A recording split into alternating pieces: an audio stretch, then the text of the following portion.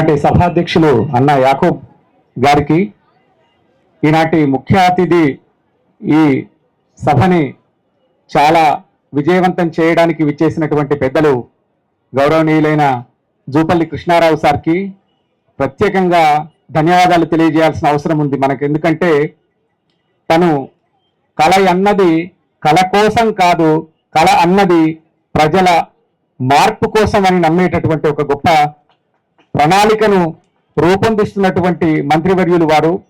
మొత్తం సమాజంలో ఉన్నటువంటి అనేక రుగ్మతలకు విరుద్ధంగా ప్రయత్నం చేయడమే కళలు చేయాల్సినటువంటి పని అని ప్రభాత వేరి కార్యక్రమాన్ని రూపొందించినటువంటి మంత్రివర్యులు వారి ఈరోజు వేదిక మీద ఉన్నారు. ఇట్లాంటి అనేక స్ఫూర్తివంతమైనటువంటి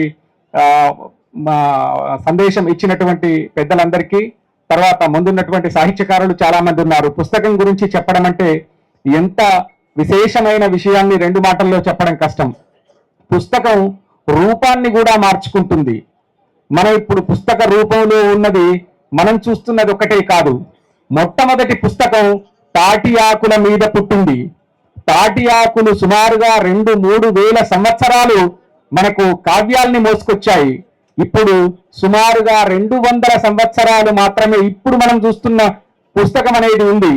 ఖచ్చితంగా ఇంకా 100 ఏళ్ల తర్వాత ఈ పుస్తక రూపం మారుతుంది, కానీ పుస్తక సారాంశం ఎప్పుడూ మారదు. పుస్తకం బోధించేటటువంటి తత్వం ఎప్పుడూ మారదు. ఎందుకంటే ఒక్క తెలంగాణ గురించి రియాజ్ గారు చెప్తుంటే నేను విన్నాను. తెలంగాణ ఎంత స్ఫూర్తిదాయకమైన సాహిత్యాన్ని అందించింది అని చెప్పడానికి ఇది కరెక్ట్ వేదిక.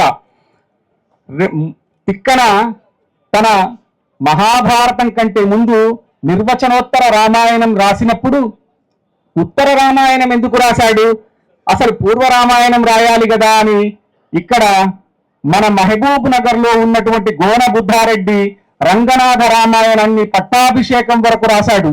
అక్కడ ఇచ్చిన స్ఫూర్తిని తెలంగాణ తీసుకుంది.